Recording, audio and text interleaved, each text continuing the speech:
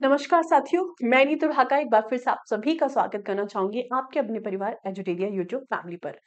आज हम बात करने वाले हैं एचएमपीवी वायरस के बारे में, जो हाल फिलहाल सुर्खियों में बना हुआ है। सुर्खियों में इसलिए भी बना हुआ है क्योंकि भारत के अंतर्गत इसके 3 केस डिटेक्ट किए जा चुके हैं।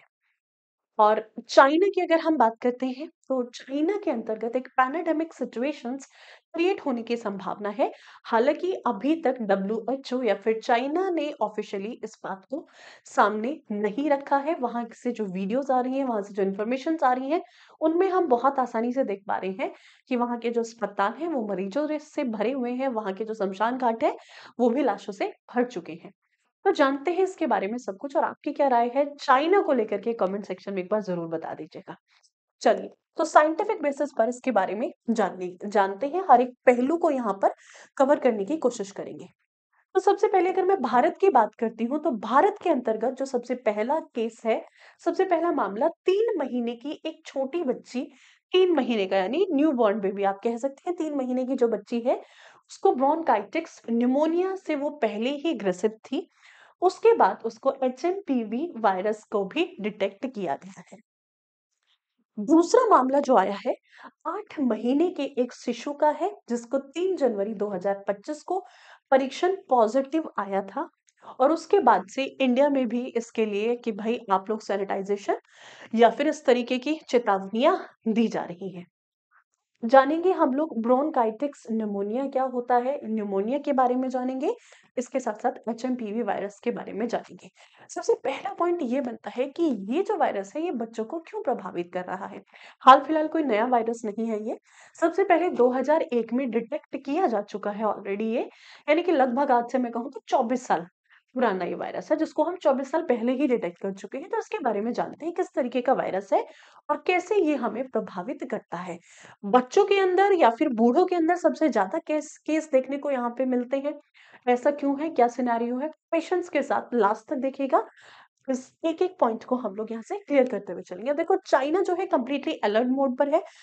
अभी तक ऑफिशियल डिक्लेरेंस ये नहीं हुआ है कि भाई चाइना के अंदर किसी भी तरीके की ऑफिशियल इमरजेंसी अभी डिक्लेयर नहीं हुई है। डब्ल्यूएचओ का कोई स्टेटमेंट अभी इसके बारे में नहीं आया है। अब हम बात करते हैं। सबसे पहले कोरोना के बाद चीन को एक और वायरस ने अपनी चपेट में ले लिया है। ये आपकी न्यूज़ की सुर्खियों में आप लोग देख ही रहे होंगे कि चीन में फिर से ये किस लिए महत्वपूर्ण है, इस समय पर ये जानना ज़रूरी है। चीन में फिर से कोरोना जैसा नज़ारा देखने को मिल रहा है। अस्पतालों में जो है मरीजों की भीड़ है, शमशान घाट भर चुके हैं। चाइना के अंदर सबसे इम्पोर्टेंट पॉइंट कि इस तरीके की जो डिजीज़ेज़ है, तब हम कोविड-19 डिजीज़ की बात करते हैं, जिसका पैथोजन था सार्स-कोव-2।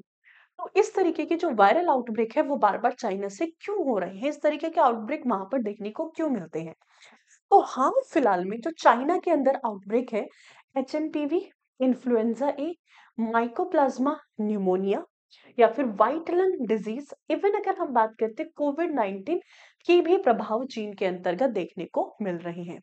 तो ये मल्टीपल स्ट्रेन है जो वहाँ के लोगों के अंतर्गत देखने को मिल रहे हैं, और स्पेसिफिकली यहाँ पर जो बच्चे हैं या फिर जो बूढ़े हैं, वो यहाँ पर प्रभावित हो रहे हैं। सबसे ज़्यादा ये बच्चों को प्रभावित कर रहा है। मैंने ये कहा कि भाई ये जो सिचुएशंस है, ये जो वायरस है या फिर ये जो बैक्टीरिया है, सबसे ज़्यादा बच्चों को प्रभावित कर रहे हैं, कि इम्यूनिटी बहुत कम होती है। अब अगर मैं बात करती हूँ, ये चाइना से ही आउटब्रेक क्यों होते हैं? इसके पीछे का सबसे मुख्य कारण है क्योंकि चाइना के अंतर्गत ना सी फूड का सेवन किया जाता है। और आप सभी जानते हो सी फूड में क्या आते हैं, सी फूड में स्पेसिफिकली अगर हम बात करते हैं, और बहुत बार ये क्या करते हो, सी फूड को तभी खाते हैं उसके अंदर कोई भी एक्टिव एंटीजन, यानी कि कोई भी सक्रिय रोगजनक हो सकता है, जो पकने के समय पर उसको उस तरीके से मतलब जो प्रिकॉशंस लेनी चाहिए या फिर जो क्वेश्चंस लेनी चाहिए, जैसे आपने पढ़ा है कि अगर हम कभी भी अगर मीट खाते हैं या फिर नॉनवेज फूड खाते हैं, तो डब्ल्यूएचओ ने एक डिक्लेरेशन दिया हुआ है कि 70 डिग्री सेल्सियस तापमान से ऊपर अगर आप किसी भी ईटेबल आइटम को बेक करते हैं या फिर पकाते हैं, उसके अंदर कोई भी किसी भी तरीके का वायरस हो या फिर कोई भी सूक्ष्म जीवाणु हो, वो नष्ट हो जाता है। तो इस तरीके की सिचुएशन हमेशा नहीं बनी रहती है कि वो इतने सारे एहतियात बरतें। तो ये एक बहुत बड़ा रीज़न है कि चाइना के अंदर बार-बार आउटब्रेक्स आते रहते हैं और नए-नए स्ट्रेन्स आपको देखने को मिलते हैं। क्योंकि सी फूड खाते हैं, सी फूड में केकड़ा हो गया, फिश हो गए, स्नेक हो गए, डॉग हो गए, यानी कि ये वहाँ पर मेनली हमारी तरह रोटी-चावल वो नहीं खाते हैं, दाल-भात वो नहीं खाते हैं, है ना? तो वो क्या खाते हैं, वो सी फूड का सेवन करते हैं, ये सबसे बड़ा कारण है।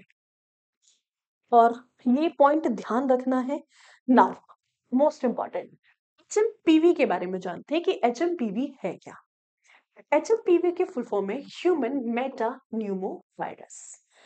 ये जो एचएमपीवी वायरस है, ह्यूमन मेटा इम्यूनो वायरस की अगर मैं बात करती हूँ, ये एक ऐसा वायरस है जो हमारे श्वसन तंत्र को प्रभावित करता है। श्वसन संबंधी रोग हमारे शरीर के अंतर्गत ये उत्पन्न करता है, पैदा करता है। वो सामान्यतः सर्दी-जुकाम के समान हल्के संक्रमण पैदा करता है। ये अक्सर बच्चों को, बुजुर्ग को या फिर ऐसे लोग जिनकी जो रोग प्रतिरोध क्षमता या फिर जिनकी रोग प्रतिरोधक प्रणाली जो होती है वो कमजोर होती है, ऐसे लोगों को अक्सर ये प्रभावित करता है।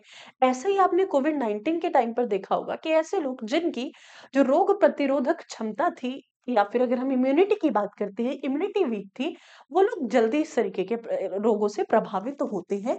वायरल आउटब्रेक हो या फिर कोई भी रोग विषाणु के कारण हो रहा है या जीवाणु के कारण हो रहा है, बहुत आसानी से ऐसे लोग को प्रभावित करते हैं क्योंकि उनके शरीर के अंतर्गत एंटीबॉडी का निर्माण नहीं होता है। होता है तो एंटीबॉडी जो होती है कमजोर होती है। चलिए बात करेंगे एचएमपीवी वायरस की। तो ये जो वायरस है इसकी थोड़ा-सा हिस्ट्री देख लेते हैं। सबसे पहले ये 2001 में इसको पहले ही आइडेंटिफ़ाई कर लिया गया था। 2001 में ये नीदरलैंड के अंतर्गत सबसे पहला केस देखने को मिला था और इसको डिटेक्ट करने के लिए जो परीक्षण है, किस परीक्षण का इस्तेमाल किया गया था, तो ये है आपका सिंपली अगर हम बात करते हैं आरएटी-पीसीआर, ठीक है? आरएटी-पीसीआर टेस्ट है, परीक्षण है जिस परीक्षण के माध्यम से इस वायरस स्ट्रेन का पता लगाया जाता है क्योंकि वायरस किस तरीके का है, ये भी आपका सिंगल स्ट्रैंडेड एक सिरे वाला आरएनए है। इसके अंतर्गत सिंगल स्ट्रैंडेड आरएनए पाया जाता है और सिंगल स्ट्रैंडेड आरएनए का मतलब क्या है? एक ऐसा वायरस जिसका जो आनुवांशिक गुणधर्म है, वो एक सिरे वाला आरएनए है। तो इसके अंतर्गत आपको एक सिरानुमा संरचना वाला आरएनए देखने को मिलता है। ठीक है? अब ये नेगेटिव आइसोलेशन से बना है, ठीक है? तो नेगेटिव आइसोलेशन से बना है, नेगेटिव एस आइसोलेशन इसकी है। अब देखिएगा, तो सिंगल स्ट्रैंडेड आरएनए वाला है और जितने भी आरएनए वायरस होते हैं, रेट्रो क्लास के अंतर्गत जिनको हम रखते हैं, रेट्रो वायरस होते हैं, ये हमारे शरीर के लिए ज़्यादा घातक होते हैं, ज़्यादा खतरनाक होते हैं। तो अब ये जो वायरस है, इसके और थोड़ा-सा डिटेल में जानते हैं, इसके पैथोजन क्या है, जीनस क्या है, फैमिली क्या है। तो सबसे पहले अगर हम रोगजनक की बात करते हैं, किसके कारण से रोग होता है, यानी कि इसका कारक कौन है? तो इसका जो कारक है, वो है मेटा न्यूमोवायरस। इसके जीनस की अगर हम बात करते हैं, एचएमपीवी का जो जीनस है दैट इज़ मेटा न्यूमोवायरस। वहीं परिवार की बात करते हैं तो न्यूमोविरिडे फैमिली से ये बिलॉन्ग करता है। किस प्रजाति में ये आता है, किस स्पीसीज़ के अंदर ये आता है? तो ह्यूमन मेटा न्यूमोवायरस स्पीसीज़ है, प्रजाति है, जिसके नाम पर इसको नाम क्या दिया गया है? एचएमपीवी वायरस, एचएमपीवी विषाणु के नाम से हम इसको जानते हैं। वहीं अगर हम बात करते हैं, इसकी अभी तक कोई भी पर्टिकुलर वैक्सीन अवेलेबल नहीं है। ये जो वायरस है 2001 से इसकी हिस्ट्री है, हालाँकि अभी तक किसी भी प्रकार का इसका एक इस क्योर करने के लिए पर्टिकुलर वैक्सीन या फिर पर्टिकुलर दवाइयाँ नहीं है। बस इसकी रोकथाम की जाती है, अभी तक वैक्सीन नहीं बनी। अब ये पैंडेमिक सिचुएशन क्रिएट कर रहा है चाइना के अंदर, हो सकता है कि अब इसकी वैक्सीन बना ली जाए। नाउ इसका जो इंक्यूबेशन टाइम पीरियड है यूजुअली ये 3 से 5 दिन का होता है। 3 से 5 दिन के अंदर अगर ये अपना घातक रूप धारण कर ले तो इंसान की मृत्यु तक भी हो जाती है। क्योंकि ये किसको प्रभावित करता है? ये प्रभावित कर रहा है हमारे श्वसन तंत्र को और अगर श्वसन यानी कि सांसें इंसान नहीं ले पा रहा है, तो जिंदा कैसे रहेगा? तो इसका इंक्यूबेशन टाइम पीरियड जो है वो 3 से 5 दिन का है। चलिए, अब इसके सिम्पटम्स क्या है कि ये लोगों को कैसे-कैसे प्रभावित कर रहा है? तो क्या-क्या सिम्पटम्स हो सकते हैं कि नाक का बहना, बहुत ज़्यादा छींकें आना, छींक के साथ-साथ कफ हो जाना, गले में बहुत ज़्यादा जकड़न हो जाना, गले में भारीपन होना, ना खराश खर इस तरीके की सिचुएशन होती है। खर-खर जैसे सिचुएशन हो जाए, है ना? गले में सूजन आ जाना, इसके अलावा अगर हम बात करते हैं बुखार हो जाना, फीवर, इवन स्किन पर रैशेज़ तक भी यहाँ से देखने को मिल सकती है। साँस रुक के साँस आना, शॉर्टनिंग ऑफ ब्रीथिंग, जिसमें इंसान को साँस लेने में तकलीफ होने लगती है, गले में खराश हो जाना, गले में दर्द होना, गले में सूजन होना, है ना? तो कंजेशन हो जाती है, जो हमारी श्वसन नलिका होती है, श्वसन नलिका के अंदर कंजेशन हो जाएगा, या फिर श्वसन नलिका के अंदर स्वेलिंग आ जाती है, सूजन आ जाती है, जिसके कारण से इंसान जो है साँस नहीं ले पाता है। और यही सब लक्षण आपको अक्सर न्यूमोनिया में या फिर ब्रोंकाइटिस न्यूमोनिया की अगर हम बात करते हैं, उसके अंतर्गत भी देखने को मिलते हैं। लगभग जैसे आपने अस्थमा में भी इस तरीके की सिचुएशंस आपने देखी होगी। तो ये तो बात हो गई एचएमपीवी। ये किस तरीके से फैल सकता है? इसके मोड ऑफ ट्रांसमिशन क्या है? तो एक तो ये खाँसने से फैल सकता है, छींकने से फैल सकता है। खाँसने, छींकने से कैसे? यानी कि अगर कोई इंसान इससे पीड़ित है और आप उसके आस-पास बैठे हो, वो खाँस रहा है, छींक रहा है, तो उसका जो बॉडी फ्लूइड है, वो कहाँ पर आ गया है? बॉडी फ्लूइड वायरस के साथ, इस वायरस के स्ट्रेन के साथ वो हवा में आ गया, जिसके माध्यम से आप तक पहुँच जाएगा। आप उसके डायरेक्ट कॉन्टैक्ट में आ रहे हैं, ठीक है? किसी भी नज़दीकी व्यक्तिगत संपर्क, जैसे छूना या फिर हाथ मिलाना, उसके हाथ में वायरस है, आपने हाथ मिला लिया, आदि, इस तरीके की सिचुएशन। या फिर अगर हम बात करें वायरस वाली वस्तुओं को छूना और फिर अपने मुँह, नाक या आँखों को छूना। तो ऐसे ही सिचुएशन कोविड-19 पे भी देखी थी। कोई भी वायरस हो, अगर वो कम्युनिकेबल है, संक्रमण रोग है, तो यही माध्यम होते हैं स रोगों के। यहाँ पर दिया हुआ है नज़दीकी व्यक्तिगत संपर्क। अब इसमें क्लोज़ पर्सनल कॉन्टैक्ट तो दिया गया है, बट ये कभी भी सेक्सुअल कॉन्टैक्ट के थ्रू नहीं फैलेगा। सेक्सुअल कॉन्टैक्ट के थ्रू नहीं फैलेगा, क्योंकि यह श्वसन संबंधी रोग है। ये हमारे किस अंगों को प्रभावित करता है? ये हमारी रोग प्रतिरोध क्षमता को प्रभावित कर रहा है, ये हमारे फेफड़ों को प्रभावित कर रहा है, ये वायु कुपिकाओं को प्रभावित कर रहा है, ये ट्रैकिया श्वसन नलिका को प्रभावित कर रहा है। तो ये मुख्यतः हमारे श्वसन तंत्र को प्रभावित करता है। चलिए, यहाँ पर ये जो एचएमपीवी है, ये इसके बेसिक चीज़ें थी जो आपको पता होनी चाहिए। सबसे इम्पोर्टेंट पॉइंट, मैंने बहुत सारी वीडियोज़ देख ली। वीडियोज़ में बहुत सारी चीज़ें बताई गई हैं कि कैसे फैल रहा है, कि आपको क्या करना चाहिए, है ना? बट इसके पीछे का कारण क्या है कि क्यों ये बच्चों को प्रभावित कर रहा है? इस तरीके का साइंटिफिक रीज़न अभी तक कोई नहीं बता रहा है। तो बात कर लेते हैं इस चीज़ की। देखो, मैंने कहा था कि ये सब छोटे बच्चों को या फिर बूढ़ों को, वृद्ध लोगों को, या फिर ऐसे लोग जिनकी रोग प्रतिरोध क्षमता कमज़ोर है, उनको प्रभावित कर रहा है। इसके पीछे का कारण क्या है? बस कोई ज़्यादा घबराने की बात नहीं है। बहुत ज़्यादा घबराने की बात नहीं है। ये नॉर्मल, जैसे जो बैक्टीरियल डिज़ीज़ है, जिसमें एक आता है हमारा न्यूमोनिया, स्ट्रेप्टोकोकस न्यूमोनिया की अगर हम बात करते हैं, तो जो स्ट्रेप्टोकोकस न्यूमोनिया है, ये एक रोगजनक है, जिसके कारण से अक्सर बच्चों के अंतर्गत न्यूमोनिया देखने को मिलता है। लगभग उसी तरीके से जैसे ब्रोंकाइटिस न्यूमोनिया जिन बच्चों को था, वही बच्चे आगे जाकर के एचएमपीवी वायरस से प्रभावित हुए। और सबसे महत्वपूर्ण बात ये है, ये जो 8 महीने का बच्चा है, जो 3 महीने की बच्ची है, किसी भी तरीके की कोई ट्रैवल हिस्ट्री नहीं थी कि ये चाइना से भारत में ट्रैवल की है। सर्दियों का मौसम है, जो न्यूमोनिया वायरस होता है या फिर बैक्टीरिया होता है, ये जो रोगजनक होते हैं, ये सर्दी के मौसम में, ठंड के समय पर ये ज़्यादा सर्च करते हैं। इनके अंतर्गत अपने आप को अपनी संख्या बढ़ाने के लिए, यानी कि ये क्या करते हैं, ये ज़्यादा अपने आप को रिप्रोड्यूस कर पाते हैं, अपने स्ट्रेन को बढ़ा पाते हैं, टाइम्स में ये अपने आप को मल्टीप्लाई कर पाते हैं। ठीक है? तो जैसे स्ट्रेप्टोकोकस न्यूमोनिया क्या है? ये एक पैथोजन है। अक्सर बच्चों को न्यूमोनिया होता है। न्यूमोनिया से बचने के लिए बच्चों को बचपन में ही वैक्सीन लगानी शुरू कर देते हैं। जैसे सबसे पहले आपने एक वैक्सीन के बारे में सुना है, जिसको ट्रिपल वैक्सीन कहते हैं, है ना? डीपीटी, जैसे डीपीटी की अगर हम बात करते हैं, डीपीटी एक ऐसी वैक्सीन है जो बच्चों को लगा दी जाती है, किससे बचाने के लिए? ये आपके न्यूमोनिया जैसे रोग से बचाने के लिए बचपन में ही लगा दी जाती है, पर्ट्यूसिस। या फिर अगर हम न्यूमोनिया की बात करते हैं, पर्ट्यूसिस, इसे कोई क्या कहा जाता है? इसे कोई काली खांसी भी कहा जाता है, काली खांसी से बचने के लिए। और या फिर अगर हम बात करते हैं, ये ही किस में आता है आपका? न्यूमोनिया से बचने के लिए वैक्सीन बच्चों को लगाई जाती है अर्ली स्टेज में। ठीक है, डीपीटी की अगर हम बात करते हैं, जिसको हम किस नाम से जानते हैं, ट्रिपल वैक्सीन के नाम से जानते हैं। तो इस तरीके की रोकथाम जो है, जो आज भी एचएमपीवी के लिए की जाती है। अब यहाँ पर जो एचपीवी है बच्चों को क्यों प्रभावित कर रहा है, इसके बारे में थोड़ा सा जानते हैं। आप सभी जानते हैं, हमारे शरीर के अंतर्गत हमारे शरीर का जो नियंत्रण है वो कुछ रसायनों के संपर्क, मतलब हमारी पूरी की पूरी बॉडी को जो कंट्रोल कर रही है, हमारे पूरे शरीर का जो समन्वय है वो कहीं ना कहीं रसायनों के हाथ में है, केमिकल्स में के हाथ में है। दो तरीके के रसायन हमारे शरीर में होते हैं, एक होते हैं न्यूरोट्रांसमीटर, जो कि हमारे पूरे के पूरे तंत्रिका तंत्र को नियंत्रित करते हैं, पूरे के पूरे तंत्रिका तंत्र में प्रवहित होते हैं। और दूसरे होते हैं, दूसरे प्रकार के रसायन जो है हमारे शरीर में पाए जाने वाले, हमारे हार्मोन। हार्मोन का श्रवण करती है, उनको हम क्या कहते हैं, ग्रंथियां कहती हैं। शरीर के अंतर्गत एक ग्रंथि पाई जाती है, जिस ग्रंथि का नाम है थायराइड ग्रंथि।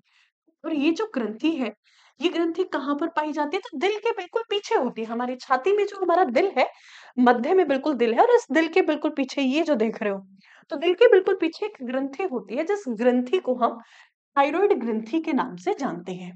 और ये जो थायराइड ग्रंथि है, इसका काम क्या है, इसका मुख्य काम होता है कि ये क्या करती है, ये हमारे शरीर के अंतर्गत एक हार्मोन का श्रवण करती है, जिसको हम जानते हैं थाइमोसिन के नाम से। थाइमोसिन नामक हार्मोन का ये श्रवण करती है। और यही जो थाइमोसिन हार्मोन है, ये क्या करता है, हमारे शरीर के अंतर्गत टी लिम्फोसाइट, ये क्या करता है, हमारे शरीर के अंतर्गत टी लिम्फोसाइट जो होती है, एक प्रकार की डब्ल्यूबीसी है, श्वेत रक्त कोशिकाएं हैं। हमारे शरीर के अंतर्गत ये क्या करता है, टी लिम्फोसाइट को परिपक्व करने में मदद करता है। तो आपको पता है, जो रोग प्रतिरोधक क्षमता है हमारे शरीर की, वो कहीं ना कहीं श्वेत रक्त कोशिकाओं के ही कंट्रोल में है, डब्ल्यूबीसी के ही कंट्रोल में है। और श्वेत रक्त कोशिकाओं में सबसे इंपॉर्टेंट जो हमारी रक्त कोशिका है, वो है लिम्फोसाइट। और यही लिम्फोसाइट आगे जाकर के क्या बनाती है, हमारे शरीर के अंतर्गत, हमारे शरीर के अंतर्गत एंटीबॉडीज का निर्माण करती है। ठीक है, दो प्रकार के लिम्फोसाइट होती है, एक टी लिम्फोसाइट और एक होती है बी लिम्फोसाइट। तो इन टी और बी लिम्फोसाइट में जो टी लिम्फोसाइट है, इनको परिपक्व बनती कहाँ पर है, टी लिम्फोसाइट का निर्माण कहाँ पर होता है, निर्माण तो अस्थि मज्जा के अंदर होता है। बट अस्थि मज्जा के अंतर्गत इनका निर्माण होने के बाद इनको परिपक्व करने में कौन मदद करता है, तो इनको परिपक्व करने का काम होता है थाइमोसिन नामक हार्मोन का। और इस हार्मोन का श्रवण कौन करती है, थायराइड ग्रंथि करती है। अब आप लोग कहोगे कि मैडम आप ये क्यों बता रहे हो हमें, इसका क्या लॉजिक है। तो आप सभी जानते हैं, ये जो ग्रंथि है, ये पूरे जीवन काल हमारे शरीर में नहीं रहती है। ये हमारे शरीर में एक्टिव होती है at the age of puberty, किशोरावस्था के अंतर्गत, यानी कि जिस समय पर हम अपने किशोरावस्था में आते हैं, किशोरावस्था के अंदर ये यौवन के अंतर्गत, यौवन की उम्र में ये सक्रिय होती है। और जाते जाते 60 या फिर 65 वर्ष की आयु तक ये हमारे शरीर से विलुप्त हो जाती है। तो ये एक्टिव कब होती है हमारे शरीर के अंदर, अगर पूछ लिया, देखो ये सक्रिय कब होती है, तो बहुत इंपॉर्टेंट है। तो ये सक्रिय होती है हमारे शरीर के अंतर्गत, सक्रिय या फिर ये कब एक्टिव होती है हमारी बॉडी के अंदर, ये एक्टिव होती है at the age of puberty. Puberty यानी कि अगर मैं बात करती हूँ किशोरावस्था, किशोरावस्था के दौरान ये सक्रिय होती है। और अगर ये किशोरावस्था के दौरान सक्रिय होती है, तो इस समय पर अगर हम बात करते हैं मेल और फीमेल, यानी कि अगर हम बॉयज की बात करें या फिर अगर हम गर्ल्स की बात करते हैं, तो आप सभी को पता है बॉयज और गर्ल्स की जो प्यूबर्टी एज होती है, वो प्यूबर्टी एज क्या है, गर्ल्स के अंदर 10 to 12 ईयर्स, 10 से 12 वर्ष। और वहीं अगर हम बॉयज की बात करते हैं, तो 12 से 14 वर्ष की आयु जो है, ये मानी जाती है किशोरावस्था की। तो ये इस आयु से पहले हमारे शरीर के अंदर सक्रिय नहीं होती है, बच्चों के अंदर ये ग्रंथि नहीं पाई जाती है। तो बच्चों के अंदर अगर ये ग्रंथि नहीं होती है, तो उनके अंतर्गत उतनी एंटीबॉडी का प्रोडक्शन नहीं होता है, उतनी रोग प्रतिरोधक क्षमता उनकी नहीं होती है कि वो हर तरीके के बैक्टीरिया से या फिर हर तरीके के वायरस से वो लड़ सके। और इसीलिए सबसे ज़्यादा उनके अंतर्गत श्वसन संबंधी रोग है, क्योंकि श्वसन रोगों से लड़ने के लिए अभी उनके शरीर के अंतर्गत जो एंटीबॉडी का निर्माण होना था, एंटीबॉडी का निर्माण नहीं हुआ है। फिर हमारे यौवन के बाद तब हम अपनी एडल्ट एज में आते हैं, तब हम अपनी जवानी में आते हैं। उस समय पर हमारे शरीर में रोग कम होते हैं। अक्सर-अक्सर जैसे अगर हम बात करते हैं महिलाओं के अंदर 50-55 की एज में जाते-जाते ये जो ग्रंथि होती है विलुप्त होनी शुरू हो जाती है, और पुरुषों के अंतर्गत लगभग 60-65 वर्ष तक जाते-जाते ये जो ग्रंथि है विलुप्त हो जाती है। तो ये विलुप्त कब होती है हमारे शरीर के अंतर्गत से? तो ये जो विलुप्त होती है, ये विलुप्त होती है हमारे शरीर में लगभग अगर हम बात करते हैं 60 से 65 वर्ष की आयु में। इस समय पर फिर आप जैसे देखोगी तो जैसे-जैसे वृद्धावस्था में कोई भी इंसान पहुँचता है तो उसके अंदर और भी ज़्यादा रोग शरीर में बढ़ने शुरू हो जाते हैं, क्योंकि उनकी जो अपनी प्रतिरोधक क्षमता है, वो कम होनी शुरू हो जाती है, वो प्रभावित हो जाती है। तो ये सबसे बड़ा कारण है। अब इससे बचा कैसे जा सकता है? तो हम क्या कर सकते हैं, अगर हमारे शरीर के अंतर्गत एंटीबॉडी का तो निर्माण कम हो रहा है प्राकृतिक रूप से, तो यहाँ पे कुछ प्रिकॉशंस लिए जा सकते हैं। जैसे अगर हम बात करें, अगर आप बाहर जा रहे हो, तो मास्क पहनना शुरू कर दीजिए। हाथों को सैनिटाइज़ेशन, ठीक है? हाथों को धोने के लिए जो रूल्स हैं, वो 5 स्टेप में हाथ धोने होते हैं, वो पाँचों स्टेप को आप फ़ॉलो करो। इसके अलावा सैनिटाइज़ेशन का इस्तेमाल करो। जितना ज़्यादा अपने सराउंडिंग्स को सैनिटाइज़ रखोगे, अपने आप को सैनिटाइज़ रखोगे, तो मुँह और हाथ को कम से कम छुओ, नाक को और मुँह को कम से कम छुओ, और फेस को टच करने से पहले एक बार हाथ को धो लो, उसके बाद ही आप फेस को टच करो। और जैसे विटामिन सी की हम लोग बात करते हैं, विटामिन ए की हम लोग बात करते हैं, उसका सेवन अपने खाने के अंदर बढ़ा दो। ज़्यादा से ज़्यादा विटामिन ए, क्योंकि आपको पता है विटामिन ए क्या करता है हमारे शरीर के अंतर्गत? एंटीबॉडी के निर्माण, डब्ल्यूबीसी के निर्माण में मदद करता है। विटामिन ए और विटामिन सी का सेवन अपने खाने के अंतर्गत बढ़ा दीजिए, जो आपकी रोग प्रतिरोध क्षमता आपके शरीर के अंदर, जो आपकी इम्यूनिटी है, उसको स्ट्रॉन्ग बनाने की काम करेगा। और प्रिकॉशन कहते हैं, precaution is better than the cure. तो अब देखिए, चाइना हमारे से छिपा रहा है, पूरे विश्व से क्या छिपा रहा है? ऐसे स्टेटमेंट बहुत बाहर आ रहे हैं सामने। तो कमेंट सेक्शन में ज़रूर बताइएगा आपकी क्या राय है? तो क्या एचएमपीवी के बारे में आप लोगों को इन्फॉर्मेशन कैसी लगी, और कितना आप लोग एहतियात बरतने वाले हैं? ये ध्यान रखिएगा, कमेंट सेक्शन में ज़रूर बताइएगा। मिलते हैं आप लोगों से कुछ और महत्वपूर्ण बिंदुओं के साथ, तब तक के लिए आप लोग अपना ख्याल रखिएगा। जय हिंद।